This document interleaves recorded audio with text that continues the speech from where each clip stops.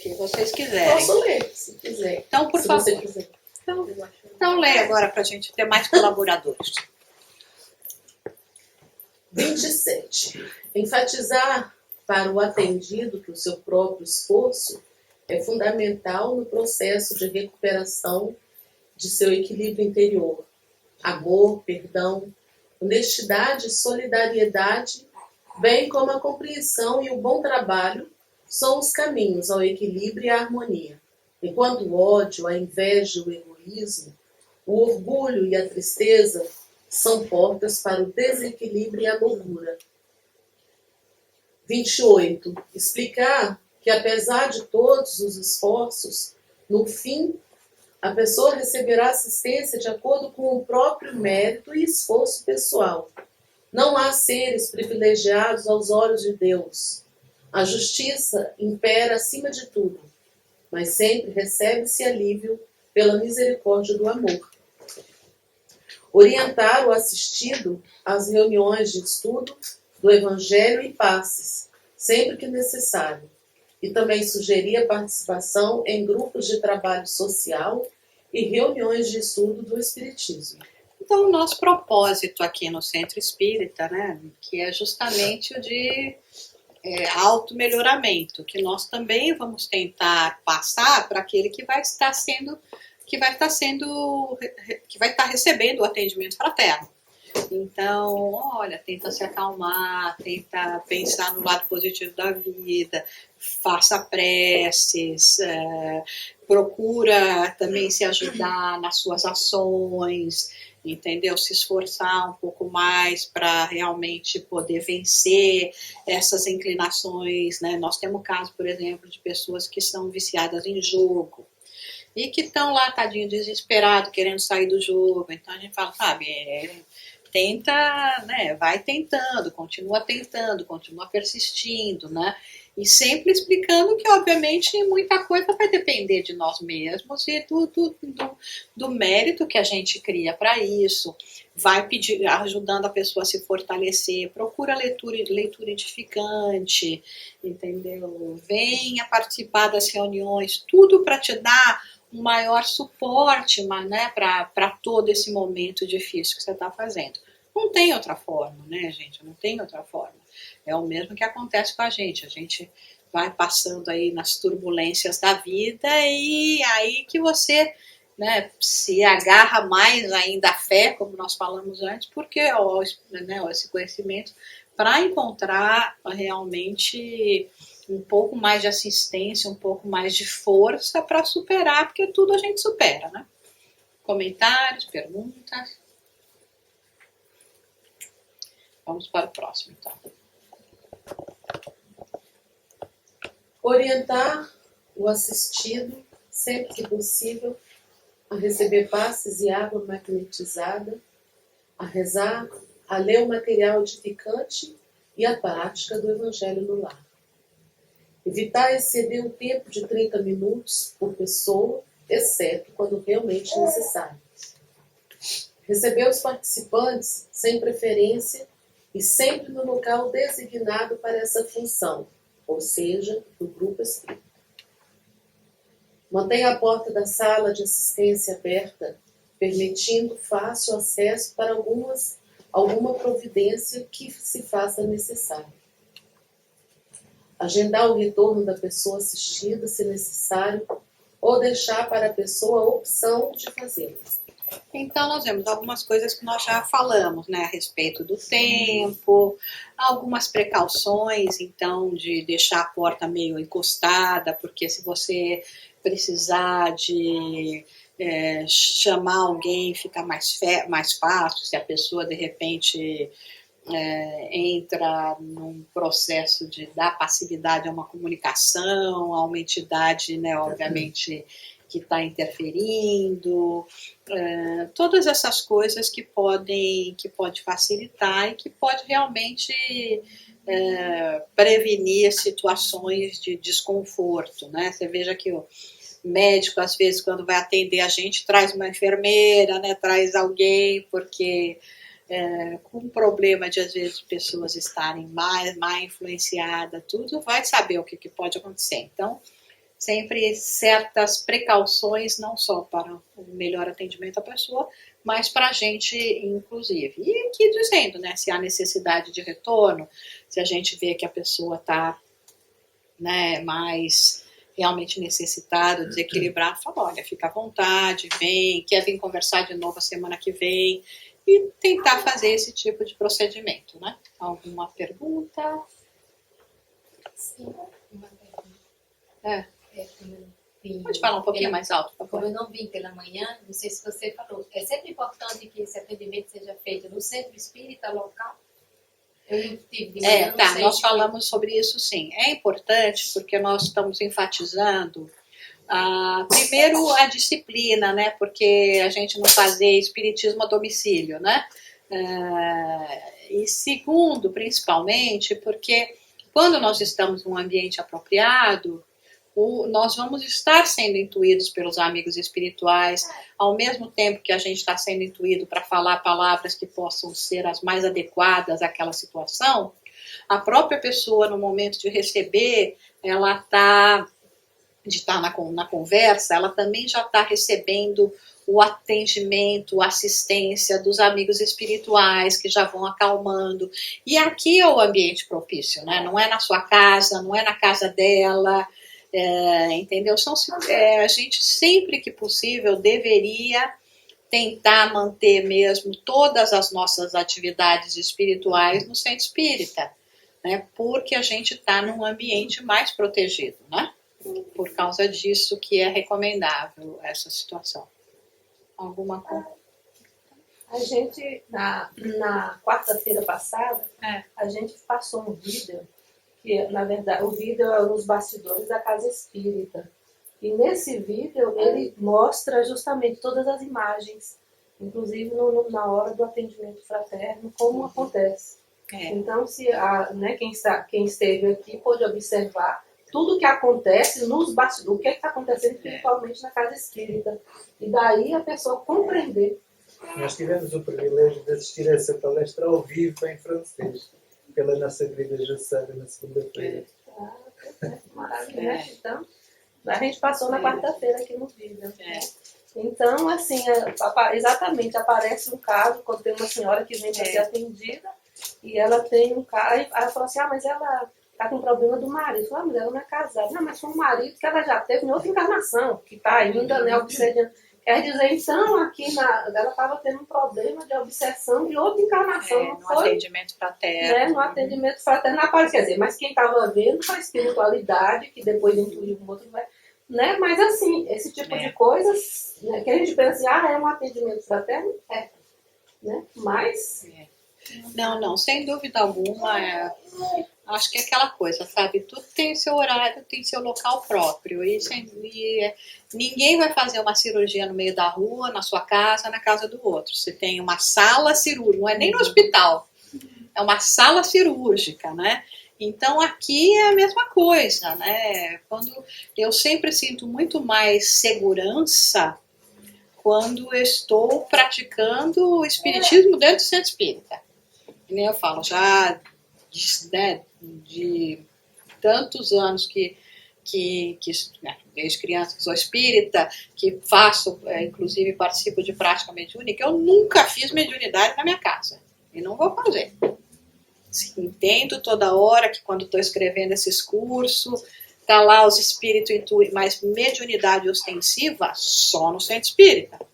Uma conversa assim no centro espírita, porque aí eu posso estar segura que eu vou estar intuindo, e bem intuída, que eu vou estar de alguma forma sabendo falar as palavras adequadas, porque os espíritos vão me orientar. Então é muito importante isso, né? Fazer esse tipo de assistência. Bom, vamos para mesmo a questão, por exemplo, de uma reunião que se possa fazer de administração do centro espírita, convém que seja feito dentro do ambiente da casa espírita. Pois é, né? Sempre que possível, sabe? É por isso que a gente faz a prece, mas tudo tem que fazer prece antes de começar, né? Para que prece? Hoje não precisa de prece. Aí hoje tem muito estrangeiro, é melhor não fazer prece, porque os estrangeiros vão ficar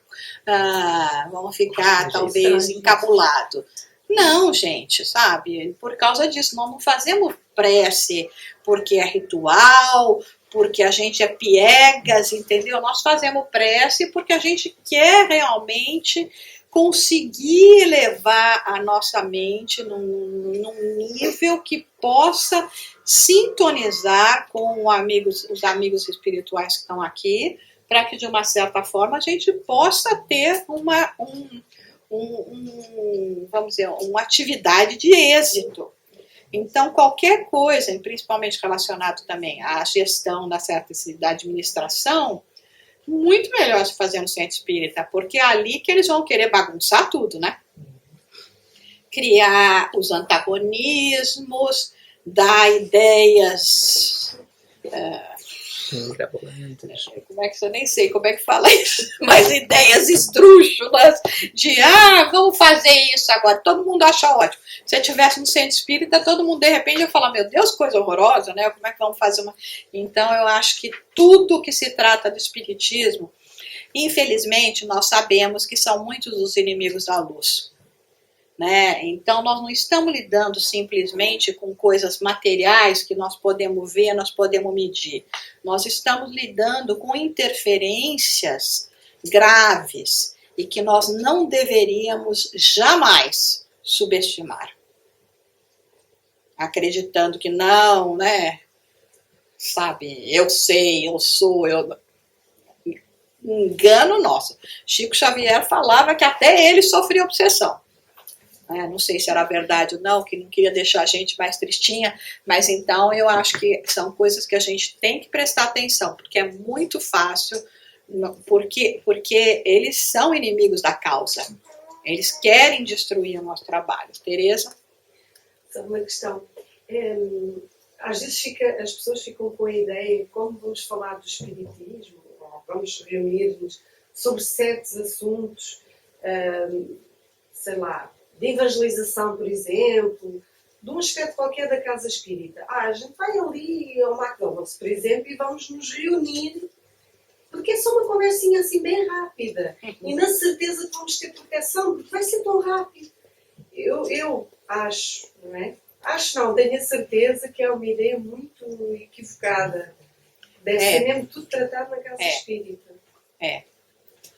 É muito sério. É como nós estamos falando, nós estamos subestimando, entendeu? A força dos espíritos trevosos, tá? Que vão procurar, infelizmente, eles não têm nada contra nós pessoalmente, mas eles têm muito contra a causa. E qualquer oportunidade que eles tiverem para enfraquecer os trabalhos, os relacionamentos que existem no centro espírita, eles vão se utilizar dessas oportunidades.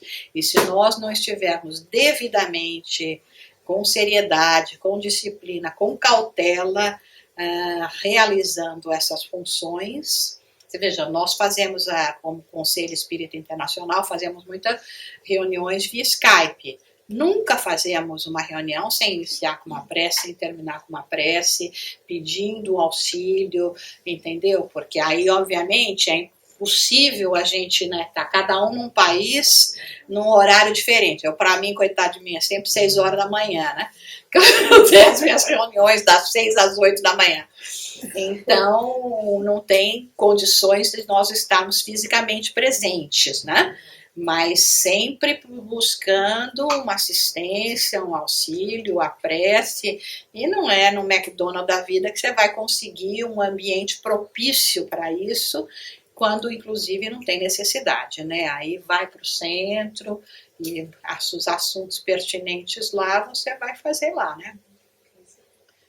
Porque a gente tem que prestar atenção no invisível, gente. Sabe, é que nem eu falo, você pode ser um ótimo motorista, mas no dia que você está dirigindo para ir para o centro espírita, você tem que prestar atenção redobrada. Entendeu? E coisas assim, porque as forças contrárias vão tentar, de alguma forma, interferir com o bom desempenho daquele trabalho, né? Com o seu equilíbrio, entendeu? Então é muito grave, muito sério. Muitas vezes, inclusive no estudo e prática da mediunidade que a gente aqui fez, a gente tenta mostrar até que ponto a gente é protegido. E a gente é, de fato, muito protegido. Mas nós somos portas abertas para ataques. Permanentemente. Toda a gente sabe, nós somos acompanhados 24 horas sobre 24 horas por espíritos em função dos nossos pensamentos.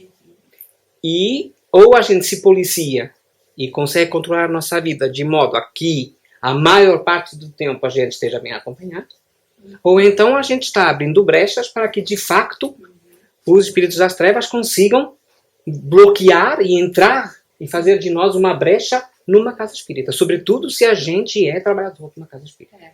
Porque a gente, como trabalhador de uma casa espírita, é alvo constante e permanente da espiritualidade.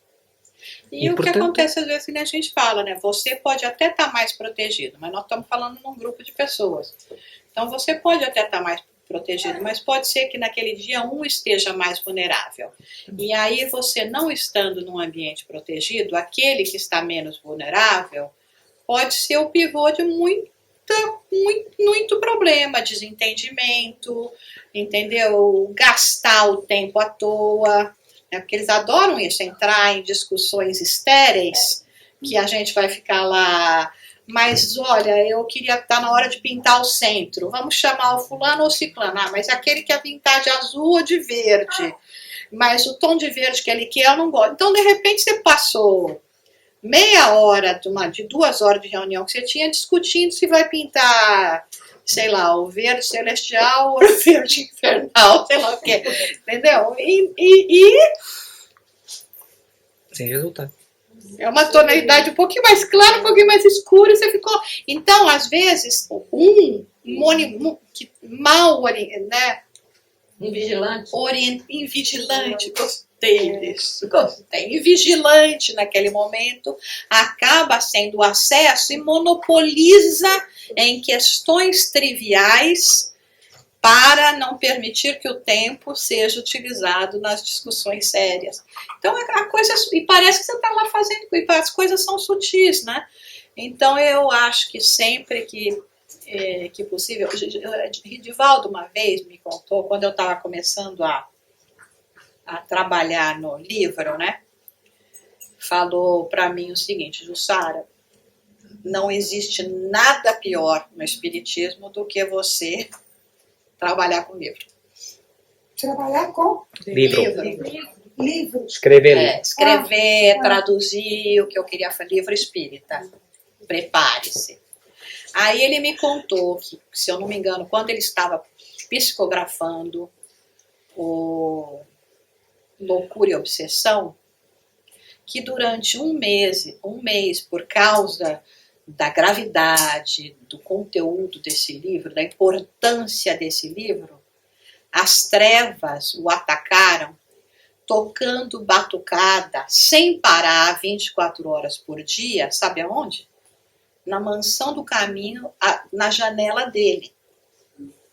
Agora, para mim, gente, a Mansão do Caminho é um pedaço de céu na terra. Para quem conhece, Mansão do Caminho, só benefício, pedaço de céu na terra, de Valdo Pereira Franco, do ladinho do Recanto da Joana de Ângeles. Um mês eles montaram tenda lá, para atrapalhar de Valdo. Não adiantou, porque o livro está aí, graças a Deus, nos beneficiamos dele. Mas a interferência que ele sofreu num pedaço de céu na terra. Agora, vocês acham o quê? Que nós, pobres mortais, não estamos sujeitos a esse tipo de ataque? Não só estamos sujeitos, como vamos cair, né? Provavelmente que não é o caso do Divaldo, né? Mas nós, sabe? Então, aí ele falava isso, olha, livros, eu tenho equipe de leituras lá e de repente o livro sai errado. Então, para mostrar um nível de interferência por causa da importância da divulgação através do livro, né? Porque, que nem ele falou, a gente os livros vão ficar pela eternidade.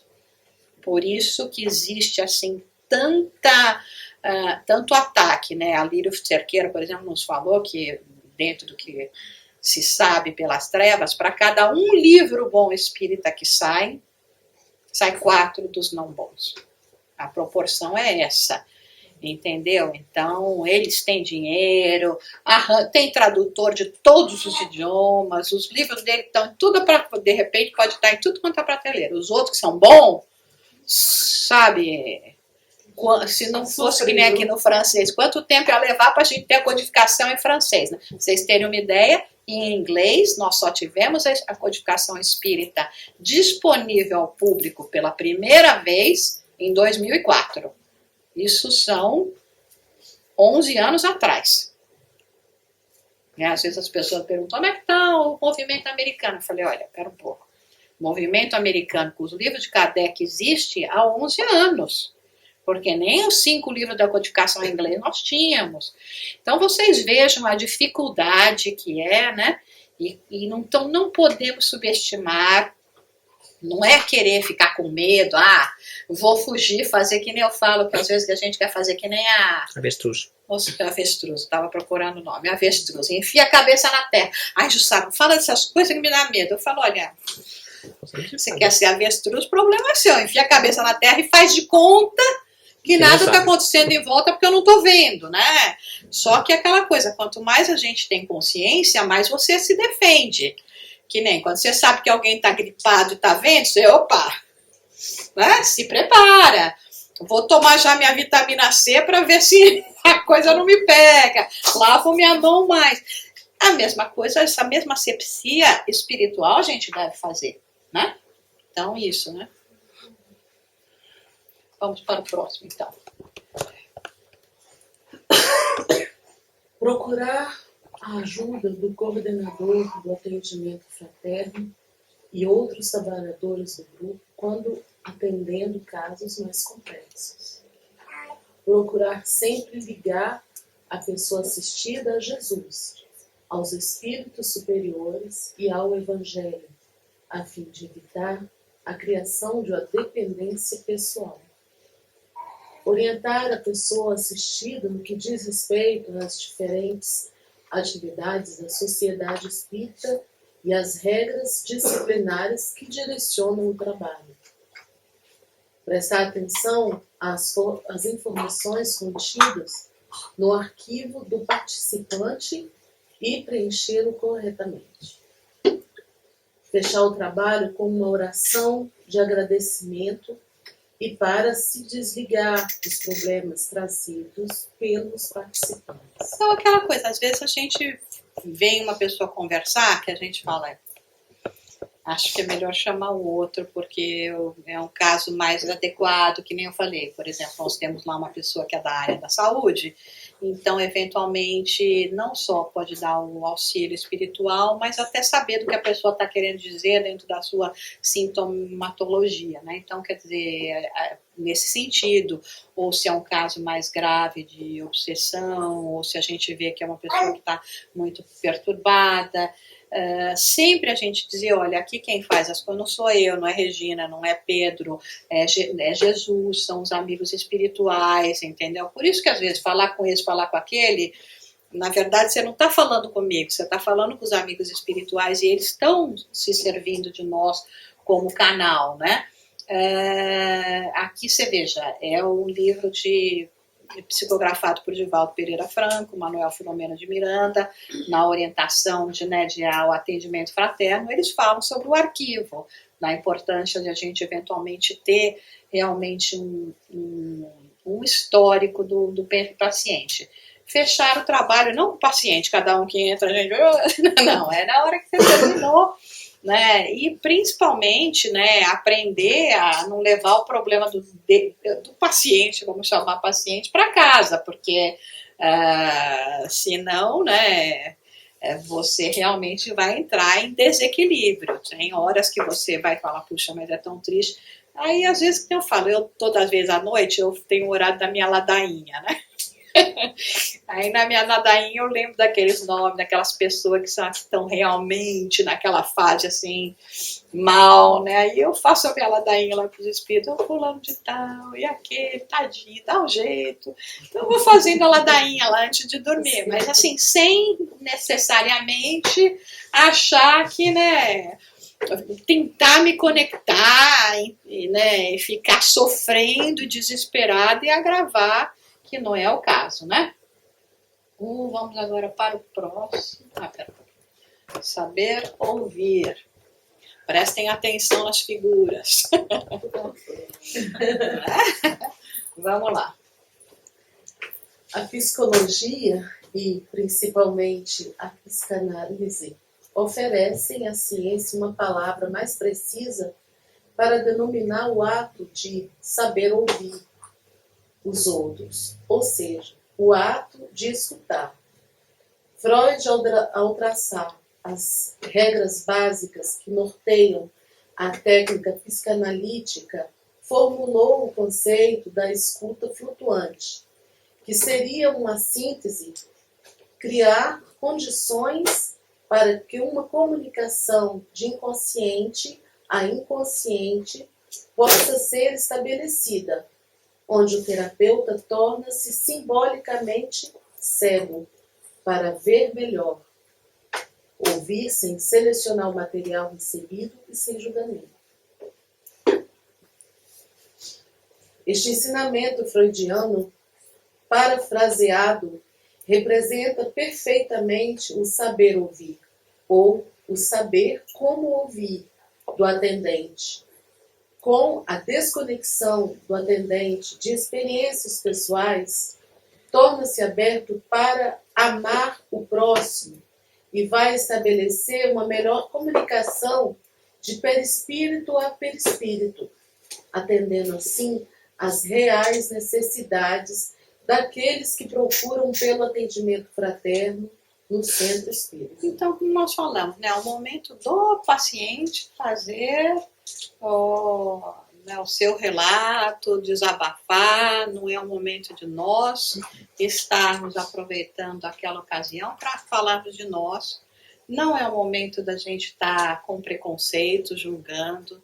Às vezes são casos gravíssimos que nós vamos estar estudando, que eu falei, casos que vão realmente até te chocar, mas você não pode demonstrar um choque, entendeu? De repente entra ali uma mulher que diz que está traindo o marido, entendeu? Que quer deixar o marido. Quer dizer, que são coisas que a gente sabe que são graves, né? Mas a gente fica realmente neutro, tenta levar a pessoa a pensar, será que é isso mesmo que você quer? Será que, entendeu, que não é simplesmente uma paixão sexual e não tem nada a ver com amor, com entendimento, entendeu? Então, são casos extremos, desinteresse, às vezes. Tem gente lá que chega a me falar do desinteresse do parceiro na sexualidade, aí a gente tem que, né, ser bastante coerente, imparcial, né? E até a gente lembrar, quer dizer, o que é mais importante, né? É a comunhão espiritual ou a comunhão sexual? Então, presta atenção, o que é mais importante na sua vida, sabe? Né? Então, são coisas assim, assuntos muitas vezes bastante graves, bastante difíceis, que às vezes o melhor que a gente tem a fazer mesmo é só ficar escutando e orando para que aquela pessoa, até na hora que vai falando, já se sente mais tranquilizada e quem sabe ela mesma responda as perguntas, porque não acontece isso às vezes? A pessoa vai falando e fala, eu estava pensando talvez que eu devesse fazer isso. Você fala, pois é, acho que é uma boa coisa, né? Então, já está sendo orientada pelos espíritos, né? Alguma pergunta, alguma comentário? E fora desse trabalho propriamente dito, por exemplo, no final da palestra, quando tem sempre, acho que todo o centro espírita tem aquela pessoa que gosta de vir desabafar, que se acha vítima da sociedade, do mundo, tem sempre 3 ou 4 críticas a fazer acerca de uma hora que passou ali no centro. Como é que a gente lida com essa situação? Pois é, né? São situações difíceis, né? Às vezes tem a carência, né? Tem os problemas de carência, gente que não tem com quem conversar e que ela ficar, as pessoas que são extremamente pessimistas. O que a gente tem que tomar cuidado só é que, por exemplo, sabe, principalmente nesse momento que terminou a reunião, era um momento que as pessoas tinham que estar num certo equilíbrio, né, num certo contentamento.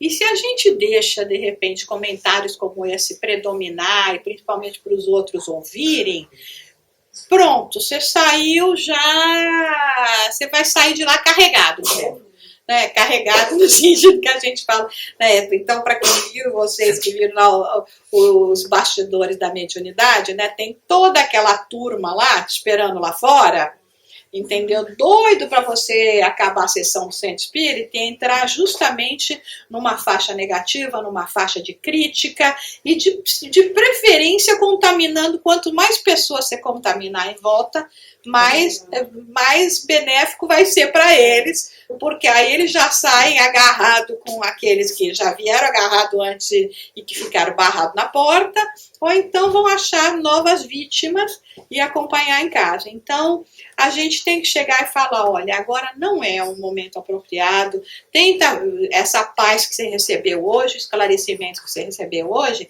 tenta levar essa paz e esse esclarecimento para o teu coração. Não é um momento apropriado para a gente estar fazendo essas ligações mentais, esses comentários que vão, inclusive, ser prejudiciais a você. E vai fazendo isso, vai tentando insistir, entendeu? Às vezes a gente tem que ser um pouco firme, né? Mas tem um caso que realmente aconteceu também aqui no centro várias vezes, e que chega a uma certa altura que a gente já não sabe como controlar essa pessoa. E que se torna por vezes difícil, porque é um reincidente que o que necessita é de atenção. E como não tem como chamar a atenção a não ser com reclamação e se queixando da vida dele, é isso que faz. E, sabe, aí de preferência, pelo menos isolar ele do público. Né? Às vezes é difícil. Pois aí é difícil. É difícil. Não, mas você chega a falar, vamos lá na salinha conversar. Aí depois você despacha ele na salinha, tá? Mas tentar não deixar, porque às vezes o que eles querem é isso, audiência, eles querem audiência, eles estão sendo manipulados já lá, né, daqueles que ficaram às vezes por fora, lá para fora. Então você tem a obrigação, isso é uma coisa muito séria para o dirigente espírita, que é ele ter realmente o que eu chamo de amor autoritário. Porque você faz com jeitinho, mas na autoridade. Você tem que lembrar que você tem a responsabilidade em relação a um público. Que se tem uma pessoa que está realmente, semana após semana, sendo prejudicial à saúde daquele grupo, é melhor essa pessoa não estar lá. Entendeu? Nós falamos isso às vezes a respeito de crianças, né? Tem criança que é empesteada, né? Empesteada, endemoniada. Mas fala, mas coitados, se não trouxer a criança, eles não podem vir para o centro.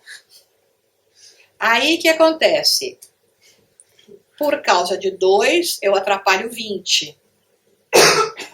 Isso é trabalho, para mim, é trabalho das trevas. Aí você chega pro casal e fala, olha, quarta-feira agora vem o pai, a mãe fica com a criança. Quarta que vem a mãe, o pai fica com a criança. Ou então, não seja tão miserável e contrate uma babá. Porque a gente gasta dinheiro à toa com um monte de coisa. Mas para pôr uma babá para você ir para o centro espírita durante 1, 2 horas, não, é luxo. Né? É luxo. Então, o dirigente da casa espírita tem que ser firme com esse comportamento, com a atitude de pessoas que você percebe que querem realmente, que estão sendo, infelizmente, invigilantes, e estão sendo, assim, instrumento de penetração das trevas para prejudicar o bom andamento dos trabalhos. Aí tem gente que fala, mas que falta de caridade. Falta de caridade é com 1 ou com 20? E às vezes a pessoa que trouxe a criança, ela mesma não vai prestar atenção em nada. Não, e aí não é só a questão da criança, então. Estou falando nessas Geral, outras questões geral. também, né? Estou falando nessas outras questões também. De pessoas que vêm semana. Eu sei que tem hora que é difícil, é difícil para o dirigente ter que assumir uma atitude dessa, de praticamente, de repente, convidar a pessoa a se retirar. Mas a pergunta, o dirigente tem esse direito? Isso é uma casa, como é que eu explico?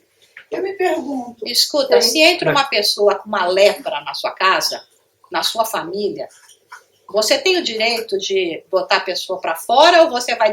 Não, fica aqui na frente com todos os meus familiares, que não tem problema, a doença não é contagiosa. A minha família é minha, a casa espírita não é minha. Ou eu entendi errado? A casa espírita é a sua família, é um ambiente... A casa espírita é nossa. É nossa. É nossa. E você não vai se preocupar com a saúde espiritual das pessoas que estão aqui? Mas eu me pergunto, o dirigente tem esse direito e é a pessoa certa? Se a gente se questiona toda hora, se a gente diz quem somos nós somos bem pequenininhos.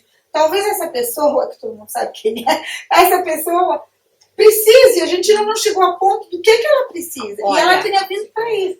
O dirigente não tem esse direito. Ele tem o dever de agir dessa forma. E vou falar de uma forma muito firme, tá? Porque é o que eu estou te falando. O dirigente de um centro espírita, não é fácil ser dirigente de um centro espírita, tá? Ele tem que se responsabilizar por tudo que ocorre nessa casa espírita, porque depois ele vai prestar conta. Por cada livro que entra aqui, o dirigente, de repente, devia até ter lido os livros que estão aqui. Porque até numa leitura, num livro que eu coloco aqui, sem saber direito o que eu estou colocando lá, entendeu? Eu tenho a responsabilidade porque eu estou dando aval para esse ou esse tipo de literatura. Tá? Eu tenho o dever de realmente cuidar o melhor que eu posso da saúde espiritual desse ambiente do centro espírita. Não é o que a gente gostaria que acontecesse de forma alguma. Então, o que eu quero dizer, não é necessariamente que a gente vai mandar a pessoa embora, mas você vai falar, olha, venha no dia tal, então fazer atendimento fraterno, que tenha só um passe. Então, aos poucos, você vai tentando, entendeu? Ajudar essa forma, a pessoa de uma outra forma. Mas, às vezes, eu tenho que confessar, tem hora que eu oro para os amigos espirituais, dá um jeito. E, graças a Deus, eles são bonzinhos comigo quando eu estou a ponto de chegar para alguém e falar... Até com o trabalhador, não vai dar mais? Acontece alguma coisa, o trabalhador vai embora, precisa mudar de cidade, acontece... Falo, meu Deus, como vocês são bons, entendeu? É muito difícil a gente chegar nessa situação, não é sempre que a gente chega, sabe? Se o dirigente for firme, a cada hora e... sabe, chegando e não dá vazão. Sabe que nem a pessoa que chega e quer abusar de você e falar, você fala... Você põe os seus limites, a gente tem que pôr os seus limites. Chegar e falar, a pessoa, estamos aqui, quer interferir toda hora, falando coisas que não são apropriadas. O assunto hoje é atendimento fraterno, não é não sei o quê. Você fala uma vez, fala a segunda, está incomodado, depois a gente conversa, entendeu?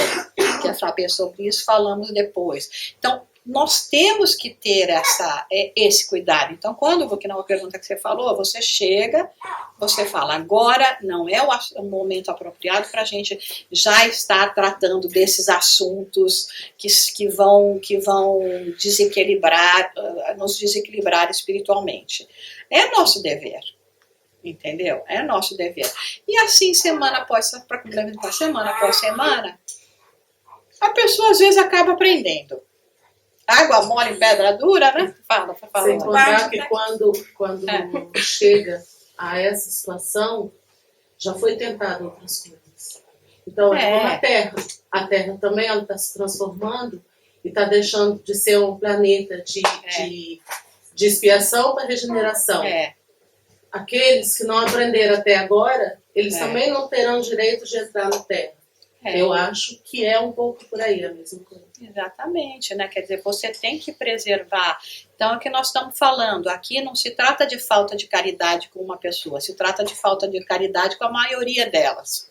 Então, infelizmente, às vezes, para poder ajudar um todo, um grupo maior, você não pode ajudar, porque não é você ajudar, aquela pessoa não está querendo se ajudar, porque ela está recebendo o mesmo que as outras, mas ela ainda não entrou, né, vamos dizer, numa sintonia, né, e procura às vezes causar um problema, então é por isso que não é fácil ser diretor de centro espírita, né, porque acontece de vez em quando algumas situações assim, que você tem que chegar para a pessoa. Obviamente, tudo isso nós vamos falar com amor, com carinho, com paciência, entendeu? Eu aprendi isso bem no meu centro espírita. A minha diretora era a personificação do amor autoritário. Eu era assim, segundo ela, uma rebelde, né? Porque só tinha uma coisa que ela falava bem boa de mim, que eu perguntava, gente, o que eu perguntava? Vocês não imaginam o que eu perguntava. Mas ela sempre falava, a Jussara sempre pergunta porque ela quer aprender. Não é que eu estava querendo fazer pergunta capciosa, ver se ela sabia, colocar ela em encrenca. Não, eu sempre quis aprender. Mas tinha muita coisa que eu questionava, né? Questionava, então. Porque eu não entendia, aí era bom, porque eu questionava, não sei, acho que não sei se isso está certo, não. Aí ela tinha que me explicar por que estava certo. Entendeu? Até às vezes na maneira de vestir. Aí até que ela me explicou, olha, não é o tal do piegas, é uma questão de vibrações mentais. Aí estou satisfeita, enquanto eu não tenho explicação. Aí de vez em quando ela chegava para mim e falava assim, com um jeitinho doce, né? Falava, Jussara, sabe como é que é, Jussara? Aqui a gente faz desse jeito. Sei lá, se você acha por acaso que você não está se afinando, que não está bom para você, então ela fazia assim e ali estava a porta. Entendeu? Não era fácil ouvir isso. Como diz o meu marido, várias vezes ele me viu chegar em casa aos prantos do centro espírita. Mas eu nunca saí. E hoje sempre sou extremamente agradecida, entendeu? Dos trancos que eu levei. Né? E era assim, entendeu? Ela falava isso pra mim. Você vai querer ficar questionando, né? Como criança, né? A experiência do adulto, aquele negócio. Então, e era tão engraçadinho como ela fazia, com aquele sorriso já mais velhinha, sabe? Aquele jeito mais doce de alguém mais velhinho. E aí eu abaixava a crista, abaixava o rabisco, e no dia seguinte voltava lá como se nada tivesse acontecido. Um dia também, gente, eu era lá dirigente de um dos grupos de educação infantil juvenil, né? E eu tava, e era às 3 horas da tarde, e eu tava lá na Bahia. Coisa boa, né? E aí eu peguei um avião da Bahia que fazia escala no Rio de Janeiro, que chegava em São Paulo, onde eu peguei um carro para ir para o centro espírita para chegar lá às 3 da tarde. Aí cheguei lá para ela e falei, nossa, você nem imagina o que eu tive que fazer e o que eu deixei para estar aqui hoje. Toda, né? Olha como eu sou o máximo, né? Ela virou pra mim e falou, tava na Bahia, de frente pra praia, com aquele sol maravilhoso, aqueles coqueiros me olhando, larguei tudo isso pra lá pra vir aqui. Ela virou pra mim e falou, não fez mais do que obrigação. Ela tinha razão, eu tinha um compromisso, assumi, era a minha opção. Entendeu? Ninguém estava me mandando fazer aquilo. Não é o centro espírita que precisa de mim, só eu preciso dele. Então, certas coisas, às vezes é duro de a gente ouvir, é duro de tomar determinadas atitudes, mas são as atitudes corretas, necessárias. Né? Para realmente colocar a gente aonde a gente precisa estar. Vamos lá continuar no saber ouvir. O ato de escutar transcende qualquer conceito fisiológico. Não se restringe à comunicação fria entre dois seres. Ele tenta compreender o outro, não só através das palavras ditas, mas também na expressão dos sentimentos que são muitas vezes ocultos nas entrelinhas. Aqueles que procuram o atendimento fraterno, via de regra, perderam suas vozes devido a seus muitos gritos de pedido de assistência. A voz se perde no turbilhão de explicações inúteis, dos conselhos dos falsos profetas. Na farmacologia terapêutica, que só trata o assunto, a esperança instigada pelos vencedores de milagre, entre outros. Então, quer dizer, você veja, né, aquele caso, vou pagar 500 francos para alguém resolver minha situação. Não vai resolver, alguma hora vai ter que voltar para o centro espírita. Então, é gente que já fez de tudo, que não consegue, ou que às vezes está tentando pedir socorro nos seus próprios lares, entre seus próprios amigos. Nós, infelizmente, como grande maioria, somos extremamente egocêntricos. É muito comum você ver ou só uma pessoa falando e a outra só ouvindo e sai, que conversa maravilhosa, não teve conversa, foi um monólogo, né? Ou então uma fala, mas você sabe o que está acontecendo comigo? Aí o outro já vira a resposta do que sabe o que está acontecendo comigo, aí já conta o que está acontecendo com ele. E os dois estão conversando junto com conversas paralelas, né? Porque não existe uma inter-relação, uma comunicação, né? Então, às vezes a pessoa vem mesmo com essa necessidade. E aquele negócio, não é? Falar, podia estar indo num psicólogo. Não é todo mundo que tem recursos, que tem entendimento e que eventualmente acha que realmente precisa de um psicólogo. Às vezes precisa até entender isso. Então, o nosso papel, de novo, ajudar nesse sentido. Vamos ler mais um aqui, gente? Esse é grande. O atendente, quando ouvindo, tem o dever é a palavra correta, pois esta tarefa representa uma obrigação por parte de quem fala com os irmãos e irmãs em necessidade, de ser humilde e caridoso, de esquecer os próprios problemas, mesmo que eles parecem ser mais difíceis do que os apresentados pelo participante, de sufocar as suas dores e desânimos. O atendente não deve julgar as pessoas que lhe contam as suas desgraças. Nunca se deve assumir um ar de superioridade ou de levantar falsas expectativas. Os atendentes são instrumentos a serviço dos amigos espirituais. Portanto, não falam palavras vazias ou vãs, mas sim palavras de conforto e de ajuda. Finalmente, deve levar o participante a entender a sua situação diante do Cristo e que as soluções estão sempre dentro de si mesmo, através de transformação interior associada à fé, vontade e perseverança. O falar é sempre complicado, né? Porque o que a gente fala ou o que a gente tem a intenção de comunicar nem sempre é o que o outro ouve. A palavra escrita é pior ainda, né? A falada ainda é melhor, às vezes principalmente numa interação assim que a gente tem a oportunidade de tentar explicar melhor o que estava dizendo, esclarecer. Então, por exemplo, que nem nos casos que ela tem apresentado, de maneira nenhuma nós estamos dizendo aqui que nós não vamos ser caridoso, como você mesmo disse, às vezes são últimos recursos, já se foram tentadas outras providências, mas a pessoa continua trazendo o transtorno, né? Então são situações complicadas. Em palestra, quando você faz palestra, às vezes, né, sem querer você entra mais com alguma coisa, um comentário de cunho pessoal, ou até uma forma que você não percebe como você está atingindo as pessoas, o público.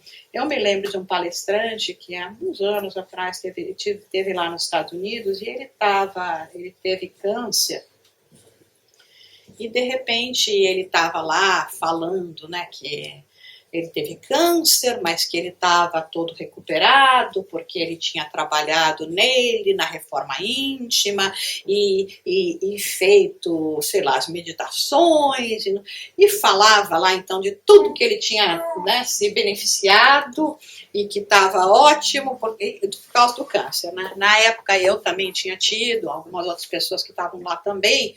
Então você vai escutando aquilo, você se sente a última das pessoas, porque você fala, olha, tá lá ele todo curado, todo bem, porque eu fiz, eu posso, entendeu? Você se sente não só, né, não confortado nas palavras, mas ainda se sente o último dos seres, né? Porque se tem alguém que conseguiu fazer o que ele fez e se curou, bom, não passou um ano e estava morto, né? Mas, olha, sabe, então a gente tem que ter, assim, eu falei, bom, eu pensei, né, que maldade, mas pensei isso. Falei, puxa vida, né, veio aqui, falou, deixou a gente se sentindo até inferior, né, de que, nossa, sabe, com reprogramação mental, com preces, com, sei lá, visualizações terapêuticas e tudo mais, né, e a gente aqui impotente, não faz nada, não consegue. Então, são sempre situações muito difíceis de serem tratadas, né, quando a gente está falando, sempre tem que ter muita cautela, né, o que a gente vai estar aconselhando. Então, por exemplo, casos de aborto. Tem muita situação, por exemplo, nos Estados Unidos, né, em muitos lugares que o aborto é legal. Sempre vai ter gente lá, mulher, casais, que fizeram aborto. Aí é o nosso papel ficar lá dizendo que absurdo, que crime, nunca mais você vai se recuperar, entendeu? E dizer, de repente, quais as consequências fisiológicas, emocionais e espirituais que agora você vai ter, a gente vai tentar dizer, olha, realmente o espiritismo nos esclarece a respeito do que é, né, o nascimento, do espírito que já vê, nos desaconselha, fala que esse espírito não vem, né, por acaso. Então nós vamos estar tentando esclarecer as pessoas, né, mas se por acaso você já incorreu nessa prática, procura dedicar-se agora, adota uma criança aí né, naquelas crianças que a gente tem de outros países, né, vai ajudar essa criança, mesmo que seja à distância, faz algumas horas aí de trabalho voluntário, num trabalho mais em relação a crianças, né, porque como disse Jesus, o amor cobre uma multidão de pecados. Né? Então não é que a gente está aqui, né? Então vem alguém e fala, né? Um dos casos que a gente apresentar para vocês. Então vamos lá que vocês vão falar desse caso. Deixa eu ler ele aqui para vocês, quer ver? É o seguinte, a menina tem 13 anos de idade, está grávida, é muito pobre, pensando em abortar. Tem um baixo nível socioeconômico e sem qualquer conhecimento da doutrina espírita. O namorado e familiares querem que ela aborte, fazendo bastante pressão nesse sentido. Os pais a chantageiam, dizendo que se ela não abortar, eles não irão ajudá-la e vão colocá-la para fora de casa. Então veio essa pessoa conversar com vocês. O que vocês vão falar para ela? Primeira prece. Primeira prece. Muito bem, gostei. Segunda prece. E terceira prece. Tá bom, mas agora vamos para um quarto que é outra coisa. Quarto vez para os outros, que eu já estou em prece. Mas deve pedir ajuda social, nesse caso. É difícil, vocês viram a situação? Tem 13 anos de idade. Vai para fora de casa, o namorado não quer nem saber, os familiares menos ainda. Primeiro, se ela fizer, a gente tem que julgar. Nós estamos vendo a situação que a menina tem, né? Mas o que a gente fala numa hora dessa? O que a gente vai falar? Não é? Difícil, complicado, né? Essa situação, né? São casos desse jeito que às vezes chegam pra gente. Né? Você vai tentar orientar, você vai mandar para associações, você vai falar, puxa, veja se você consegue convencer os seus pais a pelo menos deixar essa criança nascer e coloca para adoção. São todas as famílias, são tantas famílias que precisam de crianças e não conseguem ter filhos. Nesse caso aí, ela tem 13 anos. Então, ela ainda não é responsável judicialmente, a gente diz, por ela própria, no caso. Os pais, eles poderiam obrigá-la Aí depende de cada país, né? Talvez, não sei como é que é a regra daqui, não sei direito, mas porque quer se dizer, puder, de uma certa ela não forma, poderia de uma certa forma, já existe uma imposição dos pais em relação a isso, né? Quer dizer, então, de novo, né? Por isso que a gente tem que falar todos os casos que são casos contrários à lei de Deus, todos eles vão ter, você tem que analisar todo um contexto, né? O que tem atenuante e o que não tem atenuante, né? Então, mas sem dúvida alguma, hoje em dia, cada vez mais está mais difícil você dizer que uma menina de 13 anos não sabe o que está fazendo em relação a uma vida sexual, né?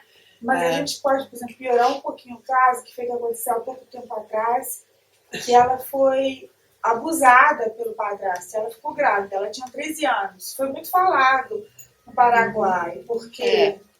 E bom, porque a doutrina diz que é contra o aborto, mas na altura me impressionou demais esse caso, eu comecei a me perguntar a mim mesma, né, qual seria a minha reação. Apesar que a doutrina diz que nós somos contra o aborto, e dá uma explicação lógica, porque...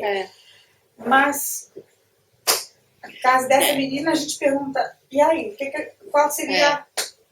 Não, é por isso que eu estou te dizendo, tem certas situações que até a gente, com todo o conhecimento espírita que a gente tem, prevalece a visão material, né? Que são casos chocantes assim, porque a gente não tem o histórico espiritual daquele caso, a gente não sabe o antecedente do relacionamento do espírito pai, do espírito com a filha, do espírito que está reencarnando, a gente não sabe os compromissos, nós estamos numa visão física, e na visão física aquilo é um crime hediondo, né? Por isso que no caso de principalmente alguém que não sabe, etc, se acaba fazendo, vai sem dúvida alguma ter um atenuante que é diferente de um outro caso de que fica grávida toda hora e vou lá e faço aborto, tudo bem, entendeu? Então, mas mesmo assim, hoje, com a visão espírita, nós sabemos que tudo tem um histórico, tudo tem implicações, né? Ainda que seja muito difícil de a gente entender. Eu estou a lembrar de uma palestra que assisti do Raul Teixeira, que eu falava exatamente sobre esse assunto. Ele diz que na doutrina espírita só aconselha o aborto quando existe o perigo de morte da parte da mãe, não é? E mesmo neste caso de estupro, ele diz o seguinte: por mais hediondo que tenha sido o crime por parte do estuprador, esse crime deu origem à vida. Se a mãe tirar o filho, dá origem à morte. Então acaba por ser mais criminosa a mãe do que o estuprador. Não, que é o que a doutrina espírita nos fala, que nós temos no livro dos espíritos, quer dizer, todo o trabalho que a gente tem em conscientização, né, aqui como nós temos, né, uma questão de amor à vida, de respeito à vida, né. Agora, não é que a gente não vai admitir, que é por isso que eu estou dizendo, chega um caso desse e vem falar com você, entendeu? Você não pode dizer sim, vai, faça aborto, e nem não vai ter uma consciência de entender a dificuldade do problema. Então, mas o nosso papel em representando a doutrina espírita é esclarecer, né? E é tentar manter aquela vida o máximo possível, né? Divaldo uma vez contou um caso de um casal que estava grávido, e lembra que, né, eu sempre gosto de falar que quem faz aborto é o casal, né? Porque a mulher não fica grávida sozinha, em princípio, hoje também não fica, porque vai ter que ir lá, né? Enfim, mas em princípio não fica grávida sozinha, o aborto não é responsabilidade só da mulher, e muitas vezes é até mais do homem do que da mulher, que às vezes a obriga a fazer isso. Então ele contava o caso de um casal que foi conversar com ele, que eles descobriram através do exame que a criança ia nascer anencefálica, com um tremendo problema e tal. E, obviamente, Divaldo, ainda com uma visão espiritual, os aconselhou a não, é compromisso, é necessidade desse espírito, a não fazer aborto.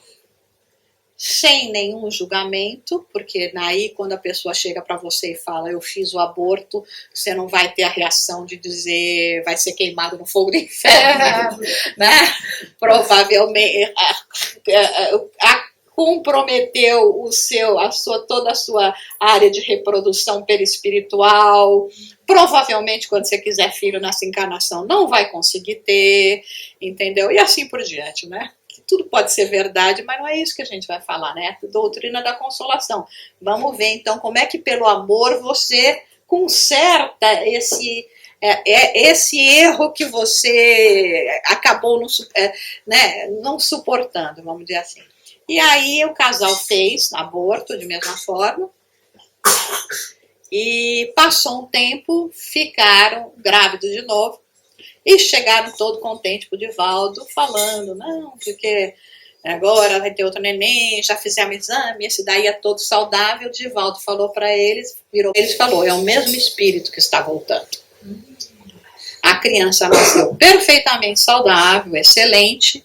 Aos 2 anos, estavam comemorando, fazendo a festa da criança, a babá vinha descendo da escada, caiu, o menino ficou paralítico, comprometido e viveu na cama. Só que aí já tinha os 2 anos que a mãe já tinha tido, era a alegria da vida deles e tiveram que passar pelos mesmos problemas de antes. Então, tem certas coisas que, sabe, se está nos nossos compromissos espirituais, na nossa necessidade, de uma forma ou de outra vai passar, a gente vai chegar até nós, né?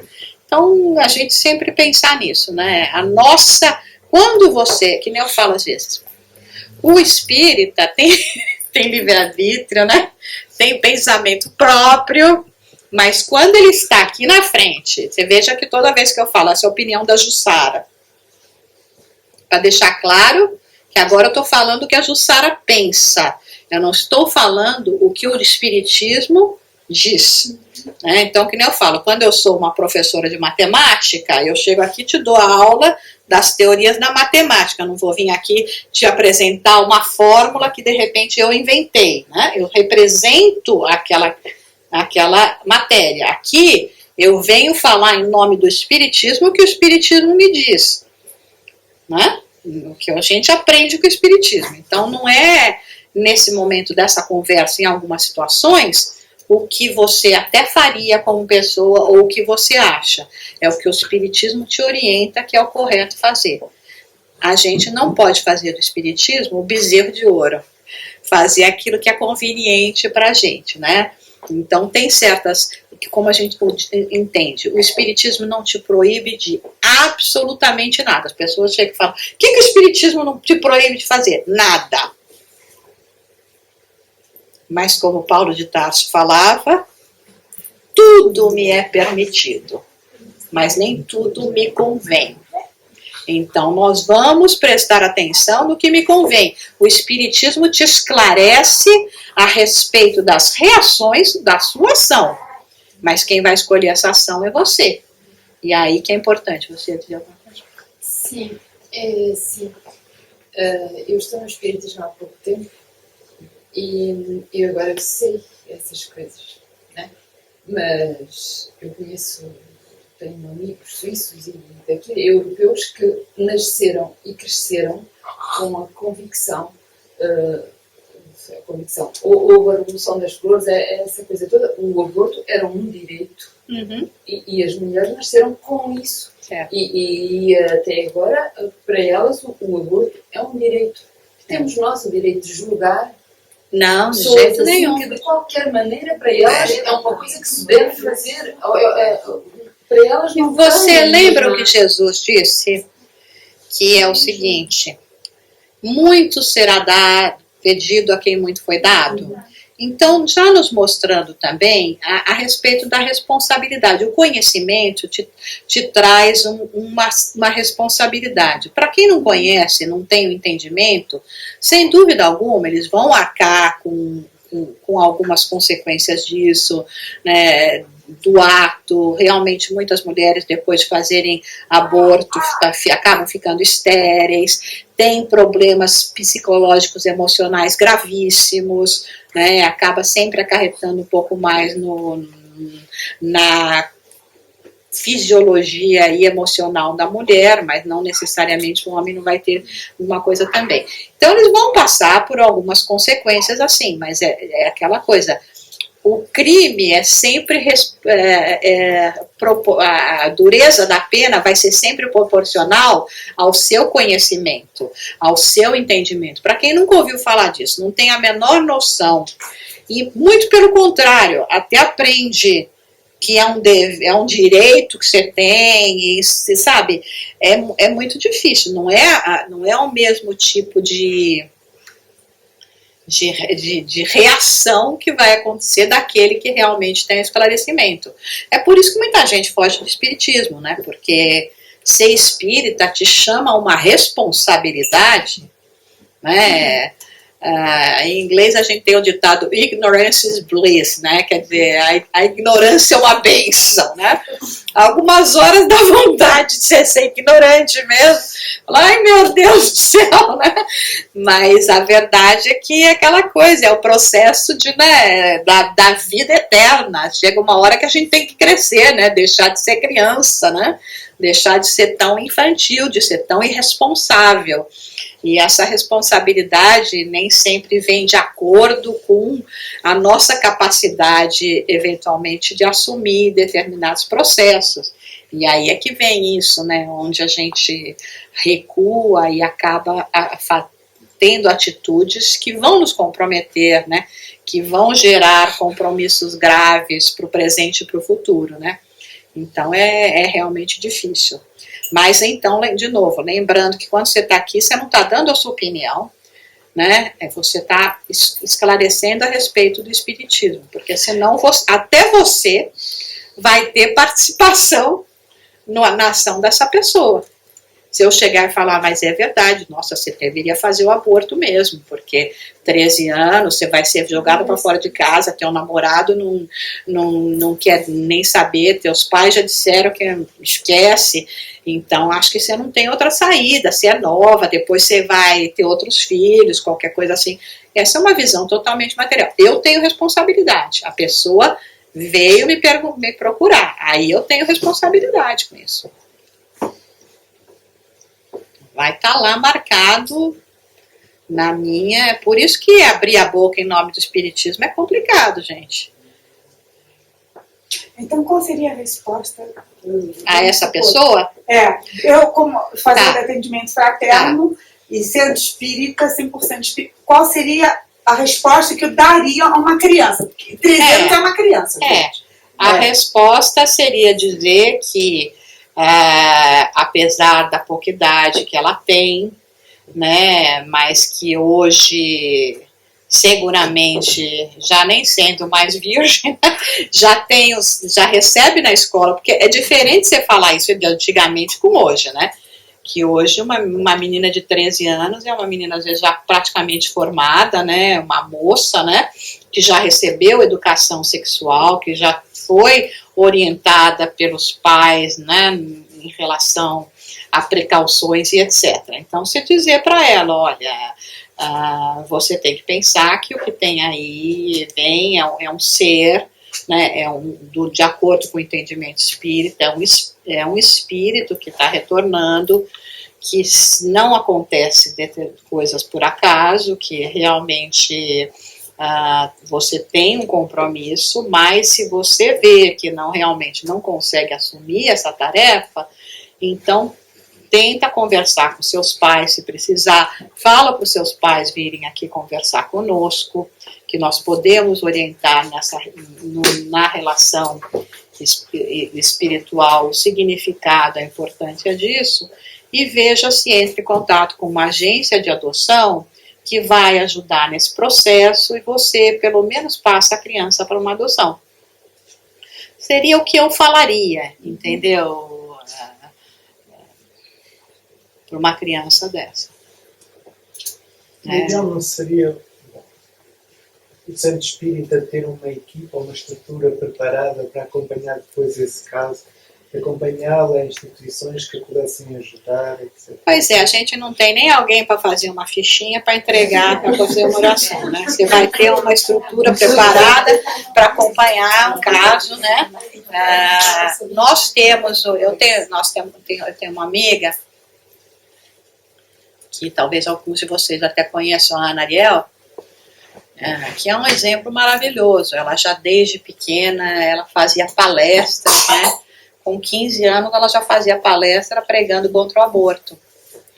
E uma vez uma senhora na audiência, escutando ela falar, né, e ela até na palestra, ainda até mais jovem, aí ela já estava um pouco mais velha, mas desde os 15 que ela fazia, mas até mais jovem, ela falando, não, se estiver, vem falar comigo, não vai tirar essa criança e tal. E aí diz que passou um tempo, ela recebeu um telefonema em casa, que uma mulher estava chamando ela no hospital, que estava tendo filho, e falou, olha, você falou na sua palestra que era para chamar você, que você ia ajudar, e de repente ficava até com o filho, tá aqui, ó, o filho é teu. E deu o filho para ela, e ela criou o filho. Tá, é uma coisa excepcional, é um exemplo maravilhoso. É uma pessoa que eu adoro, tenho extrema admiração por ela. E isso, ela estava nova, recém-casada, criou problema. Bom, isso no resto não interessa. O que interessa é que é aquela coisa, né? Quantas pessoas nós vamos encontrar que vai fazer isso? Infelizmente, nem no Brasil, nos centros espíritas mais estabelecidos, que nós falamos centenários, às vezes tem uma equipe que pode estar fazendo isso preparada, né? Mas um dia a gente chega lá, né? Eu não tive a oportunidade de criar a criança, porque quando eu soube, a minha sobrinha já tinha tirado. Mas aí, como eu não podia, porque já tinha sido tarde demais, ela tinha 13 anos, e eu estava começando a minha vida com meu marido, e eu peguei a mãe. E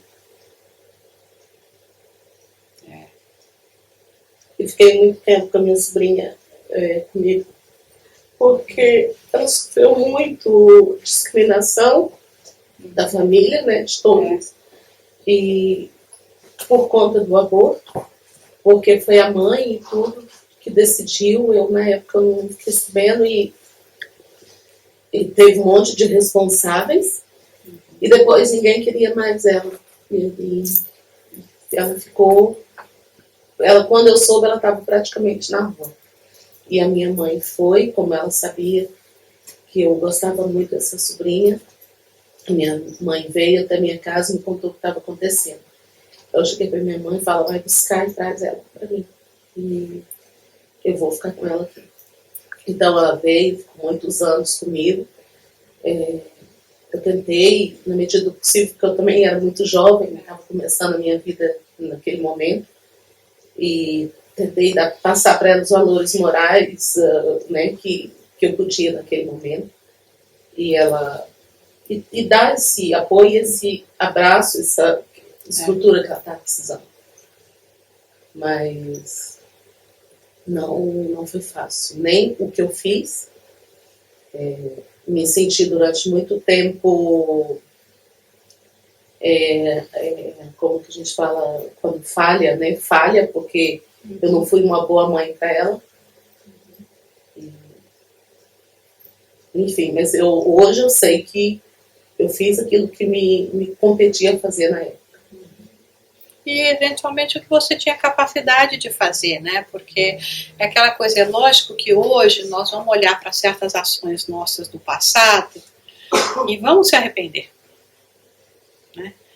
Que é aquela coisa que fala, é bom se arrepender, não ficar no arrependimento culpa destrutivo, mas como lição para que a gente não repita os atos, né? Então, sem dúvida alguma, quem de nós aqui não vai olhar para nossa vida em certas situações passadas e vai falar, puxa, se eu soubesse, né, eu teria feito diferente, eu teria aproveitado essa oportunidade melhor, eu teria estado mais atento, enfim, a gente não sabia, não tinha condição, não tinha o amadurecimento da carne, do conhecimento da matéria, e muito menos do espírito. Então não adianta a gente ficar nesse sentimento de culpa, é sempre tempo para renovação. Eu falo que a doutrina espírita tem uma coisa maravilhosa, que a doutrina espírita é a doutrina que acredita no ser humano, que acredita na progressão das pessoas, no desenvolvimento espiritual. Porque essa história de pau que nasce torto, morre torto, não acontece. Algum estiramentozinho assim vai dar, mesmo que seja pouco, não tão visível. Entendeu? Então, essa esperança que nos dá, entendeu? E de saber que eventualmente que toda a sementinha que você lançou nunca vai ser perdida. Às vezes ela não encontrou ainda o terreno apropriado para germinar, mas é uma questão de tempo. Porque a mão, o sol do iluminativo, que ilumina nossa vida, do Pai Criador, vai chegar e vai fazer chegar um momento em que vai criar esse momento apropriado para esse solo finalmente poder germinar, né? E então eu acho que assim, sempre a gente olhar tudo que a gente faz com otimismo, não se martirizar pelas oportunidades perdidas, pelos erros que cometemos, porque isso só vai nos manter na sombra, que ainda é parte de nós. Mas hoje nós já vemos aquela luz, o nosso direcionamento é para lá, e conscientes rogamos a Jesus que nos dê assim a força, que nos dê o entendimento, para que a gente possa, através dessa doutrina bendita, através dos conhecimentos que nós recebemos, fazer melhor e persistir. E caiu, como nós falamos, caiu, levanta e vai com a cabeça erguida, somos filhos de Deus, sabe? Então é muito importante isso, não se deixar levar pelo sentimento de inferioridade, pela culpa destrutiva, pelo medo e enfrentar o que a gente tem pela frente, né? Infelizmente, às vezes, só através mesmo das dificuldades, das dores, a gente acaba tendo alguns despertamentos que são necessários. Cada vez mais a gente vai aprender a fazer melhor.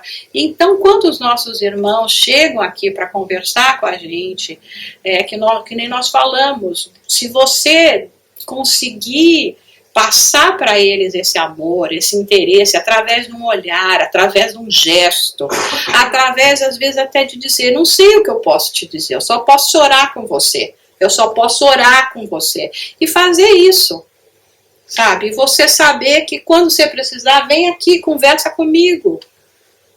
Entendeu? Vou dentro da minha capacidade, dentro do meu entendimento espírita, tentar te ajudar a superar essa dificuldade, a aprender com as lições que essa dificuldade vai trazer.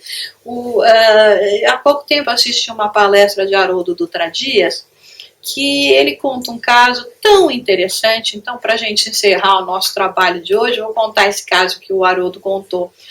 E que ele estava falando o seguinte, né, que disse que teve há um tempo aí, no programa do Jô, ele estava entrevistando uma índia, que ela estava lá, né, lá na sua tribo, vivia lá na sua tribo, mas ela tinha um sonho que era o de se tornar uma enfermeira no Exército Brasileiro. Tem sonho para tudo, né? Enfim, ela queria ser uma enfermeira, estou repetindo como ele contou, não sei de muitos mais detalhes. Queria ser enfermeira no Exército Brasileiro. E aí, então, ela saiu da tribo, conseguiu sair da tribo, veio para o Rio de Janeiro para tentar ver como é que ela ia criar possibilidades para realizar o estudo dela. No primeiro dia que ela estava no Rio de Janeiro, que ela saiu, era 7 da manhã, e para ir, não sei exatamente aonde, mas atrás de realizar seu sonho, ela, onde ela estava localizada, ainda meio cedo, ela começou a perceber que tinha um homem a perseguindo, com intenções escusas.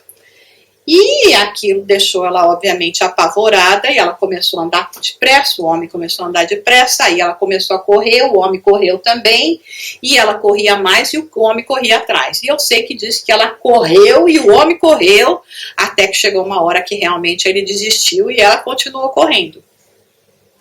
Como nos leva à reflexão desse caso, nos fala Haroldo, diz o seguinte: qualquer um de nós, numa hora dessa, ia falar: meu Deus do céu, saí lá do sossego da minha tribo, no primeiro dia que eu estou aqui no Rio de Janeiro, nessa terra, já vem um homem aqui querer me atacar, eu acho que é melhor eu voltar para onde eu estava. Mas diz que como ela tinha assim uma visão já meio diferente da vida, já tinha assim uma crença em Deus, ela parou e pensou o seguinte: o que Deus está querendo me dizer? E aí ela ficou analisando o que será que Deus quis me dizer com essa experiência que aconteceu na minha vida. Uma experiência horrível, né, gente? Que a gente não deseja para ninguém, né? Aí ela achou que Deus queria que ela corresse. E diz que então, a partir daquele dia, ela resolveu que ela ia correr. Todo dia ela saía às 7 horas da manhã para correr. E corria todos os dias. Até que parece um dia que ela estava lá correndo, passou um treinador, viu ela correndo, convidou ela para ir treinar com ele, para correr. Ela virou uma corredora, ganhou vários prêmios através dessa, né, de ser corredora.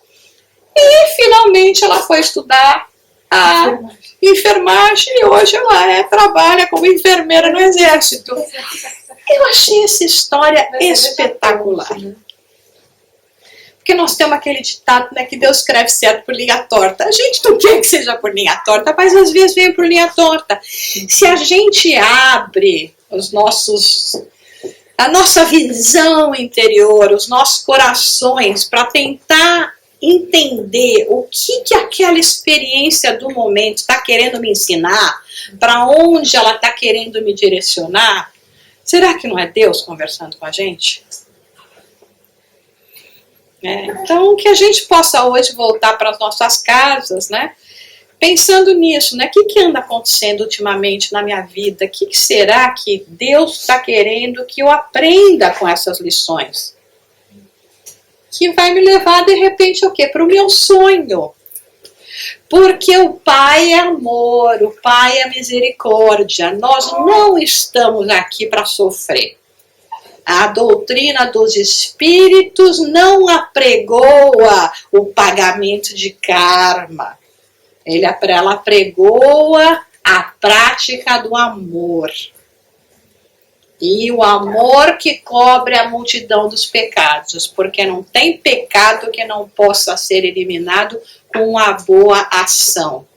Então, se nós temos, e temos sim, uma carga pesada de experiências de vidas passadas, e às vezes até dessa, vamos nos levar ao amor. E é isso que a doutrina espírita convida a todos nós. Porque quando entramos num templo espírita, é porque fomos convidados a crescer e aprender com amor.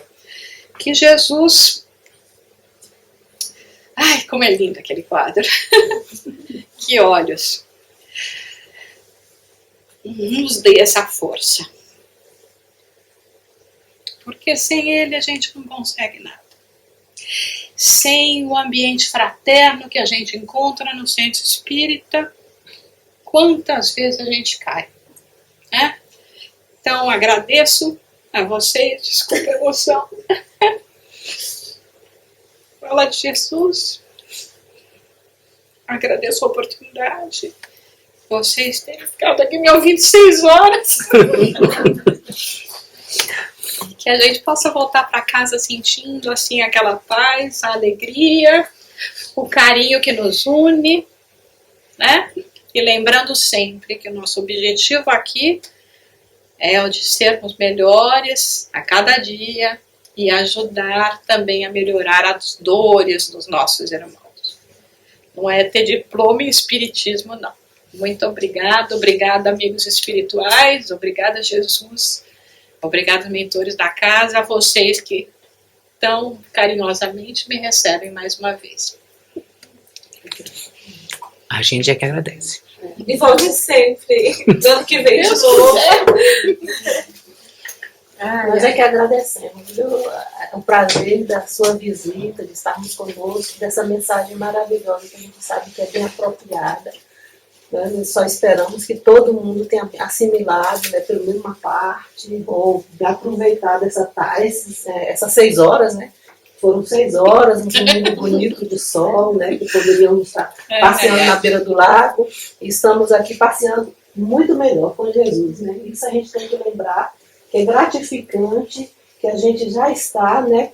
Nós já somos merecedores desses momentos com Jesus, que é 1000 vezes, né, mais gratificante e, sobretudo, com tanta boa vontade que você vem, com essa energia maravilhosa, transmitir essa mensagem que nos toca tanto, que nos fortalece, e a gente sabe que a gente não vai sair daqui como a gente chegou, né? Deus quiser, né? Então nós agradecemos e esperamos em breve, né, que você esteja de volta para nos presentear, né, com esses momentos tão agradáveis e tanto amor e carinho, né, e tanta fraternidade, que possamos aprender a lição, né.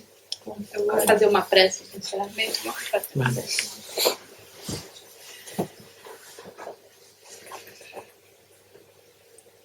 Pai amado, sol de nossos dias,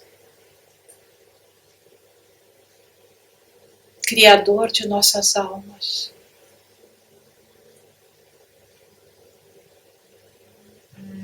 em nossa pequenez, na humildade que ensaiamos adquirir em nossas vidas, reconhecemos a nossa fragilidade, reconhecemos as nossas imperfeições, as nossas fraquezas. Mas a sua misericórdia chega em cada um de nossos corações com a luz benéfica que favorece o nosso crescimento, o acordar de nossas almas com uma visão nova para uma época, um dia de renovação que se inicia. Jesus, nosso Mestre amado, com suas lições, seus exemplos, mas acima de tudo, seu amor, que nos acompanha, auxiliando-nos em nossa jornada, sem julgamentos, sem preconceitos, perdoando, compreendendo as nossas ações contrárias e sempre nos incentivando ao progresso moral.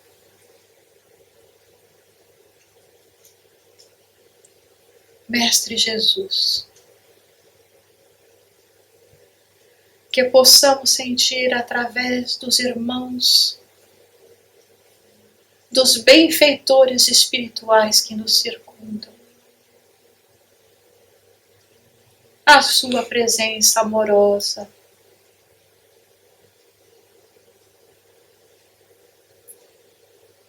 a suavidade de seu carinho, de suas palavras, que nos falam ao Espírito imortal. Vem, que eu vos aliviarei. Vem, que o meu fardo é leve e meu jugo suave, porque vos leva em direção ao amor universal. Que possamos, Senhor, nos sentirmos nesse instante abraçado por esse amor que não compreendemos ainda, que não sabemos sentir, que aqueça os nossos corações ainda endurecidos na frieza dos sentimentos, e que sigamos renovados para os nossos lares, aonde nossos familiares que nos aceitaram o convívio nessa encarnação, que eles também se beneficiem do seu amor, da sua luz. Ampare-nos hoje e sempre, Mestre amado. Sim.